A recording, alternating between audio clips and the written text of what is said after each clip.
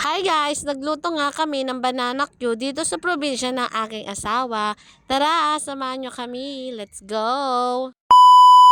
So, eto na nga guys. Itong video na ito guys ay kaganapan nung umuwi kami ng Mindoro nitong mga nakaraan. At isishare namin sa inyo ang isa sa mga ginawa namin nung umuwi kami sa probinsya. Sinabihan nga ni Nanay Carmen ang aking asawa at kanyang mga kapatid na lalaki na kumuha ng saging sa bundok. At syempre marami ang sobra kaya ngayon gagawa kami ng banana Q. Ang problema guys, hindi ako marunong gumawa ng banana Q. Oo, yes. Diba? Ang huli pa namin ginawa ng banana Q ay nung high school pa ako. First time ko din yun ha. Kaya ayan, first time ko ulit gumawa ng banana Q ngayon. Buti na lang to the rescue ang aking ate Danely na kapatid ng aking asawa para turuan ako gumawa ng banana Q. O diba?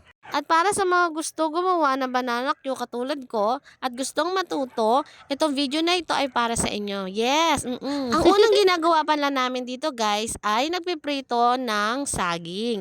Palalambutin natin yan guys ng mga ilang minuto at tapos ilalagay naman natin ang asukal once na maluto yung saging. Budbud lang ang konti guys o paunti-unti ang paglagay ng asukal sa saging para hindi naman ito masunog. O diba? Yan ang turo sa akin at syempre, haluin lang natin hanggang mahalo. At lutuin hanggang maluto.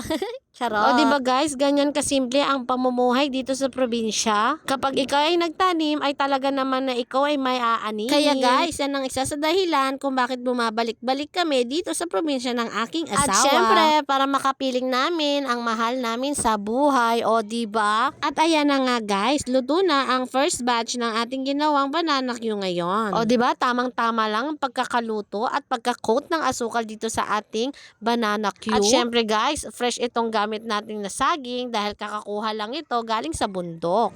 At dahil marami kami dito sa bahay at maraming bata dito sa amin, nagsalang uli kami ng second batch ng aming banana Q. O diba? Ganito lang pala kasimple ang pagluluto ng banana Q guys. At itong huling batch na ginawa natin guys ay mas binawasan pa namin ang paglagay ng asukal. Dahil ang iba sa amin dito ay ayaw ng maraming asukal. O diba? Naku guys, nagki-crave na naman ako sa banana Q ngayon habang bino-voice over itong pagluluto natin. Kayo diba? Ano bang mas bet nyo? Yung maraming asukal sa banana Q o konti lang ang asukal sa banana Q? I-comment nyo nga dyan sa ating comment section. At ayan na guys, luto na ang ating banana Q. Grabe ang sarap at ang lambot ng banana Q ng pagkakagawa natin. Tara, kain po tayo. Maraming salamat sa panonood. Yun lang, sa ulitin ulit. Bye-bye!